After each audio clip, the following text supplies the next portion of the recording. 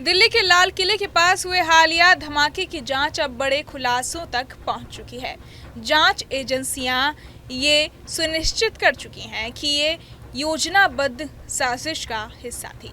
शुरुआती तलाशी और पूछताछ में पता चला है कि पकड़े गए आतंकी मॉड्यूल ने राष्ट्रीय राजधानी क्षेत्र में कई हाई प्रोफाइल जगहों, जिनमें लाल किला और इंडिया गेट प्रमुख हैं, पर एक साथ हमले और हिंसा भड़काने की साजिश रची थी।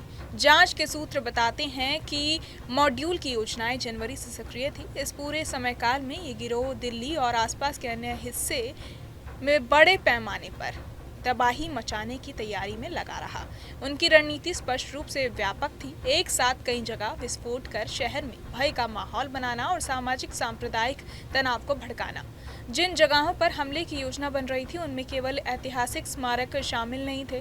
पूछताछ में सामने आया कि कॉन्स्टिट्यूशन क्लब, प्रमुख रेलवे स्टेशन और कई व्यस्त शॉपिंग मॉल भी उनका निशाना थे। यही नहीं, संदिग्धों ने धार्मिक स्थलों को भी निशाना बनाने का इरादा जाहिर किया था, जिससे स्पष्ट होता है कि इन हमलों का एक मकसद सांप्रदायिक विभाजन पैदा करना भी था।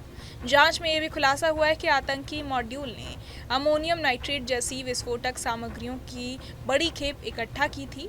उनके पास विस्फोटक उपकरणों, खासकर शक्तिशाली इम्प्रोवाइज्ड एक्सप्लोसिव डिवाइसेस यानी आईईडीज की संख्या भी बड़ी होने का अनुमान है। जांच रिपोर्ट के अनुसार वो लगभग 200 से ज्यादा प्रबल आईईडी बनाने की योजना बना चुके थे। अगर ये योजना यथावत लागू होती तो दिल्ली एनसीआर के व्यस्त इलाकों में भयानक क्षति और भारी जनहानि हो सकती थी। और बढ़कर चिंता की बात यह है कि ये साजिश केवल स्थानीय स्तर की नहीं थी। जांच एजेंसियां सीमा पार से मिले निर्देशों की तरफ भी ध्यान दे रही हैं। शुरुआती दिए गए संकेतों से पता चला कि मॉड्यूल के सीमा पार बैठे आतंकियों के हैंडलरों से निर्देश मिल रहे थे। जांचकर्ता ये भी जांच कर रहे हैं कि किस तरह स्थानीय नेटवर्क और विदेशी सलाहकार एक दूसरे से जुड़े हुए थे और किस हद तक बाहरी गठजोड़ों का प्रभाव इस पूरे नेटवर्क पर रहा। पुलवामा, शोपियां और अनंतनाग जैसे कश्मीर के जिलों से जुड़े कुछ संदिग्धों के नाम भी जांच का हिस्सा बने हैं। आरोप है कि इन इलाकों के कुछ स्वास्थ्य पेशेवर, जो डॉक्टर बताए जा रहे हैं, ने स्थानीय स्तर पर अपने प्रभाव का दायरा बनाया था और उन्हें बाहरी हैंडलरों ने कट्टरपंथी विचारधारा की ओर मोड़कर हिंसात्मक गतिविधियों में शामिल कर लिया। पूछताछ में ये दावा भी सामने आया कि जैश-ए-मोहम्मद जैसे संगठनों के हैंडलरों ने इन लोगों का मनोवैज्ञानिक रूप से प्रभावित कर उन्हें अपने एजेंडे के अनुसार चलने के लिए प्रेरित किया। जांच एजेंसियां अब इन विदेशी कनेक्शनों की तह तक जाने के प्रयास में जुटी है।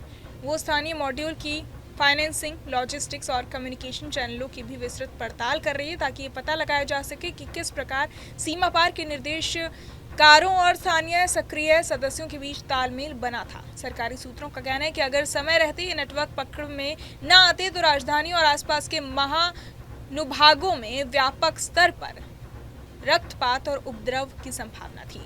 इसलिए सुरक्षा बलों और खुफिया इकाइयों की गिरफ्तारी और त्वरित कार्रवाई ने एक बड़ी आपदा को टालने में अहम भूमिका निभाई है। बहरहाल, इस पूरी खबर को सुनकर आप क्या कुछ सोचते हैं, हमें कमेंट बॉक्स में ज़रूर बताएं और बाकी तमाम खबरों के लिए सब्सक्राइब करें न्यूज़ नेशन। सटीक और भरोसेमंद खबरें अब आपके मोबाइल पर अभी डाउनलोड करें न्यूज़ नेशन ऐप, एंड्रॉयड और iOS पर उपलब्ध।